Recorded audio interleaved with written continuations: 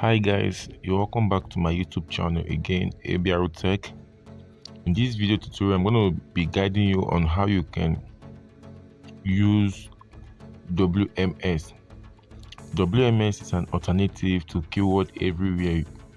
The Keyword Everywhere Google Chrome extension that is used to check the volume of keywords monthly and their CPC.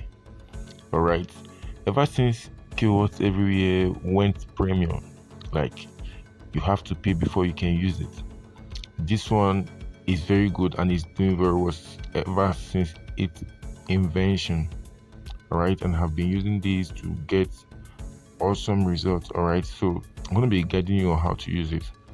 But please, in case you're new to this channel, please subscribe to our YouTube channel, drop a comment, share the video you like to support us. Please, we need you.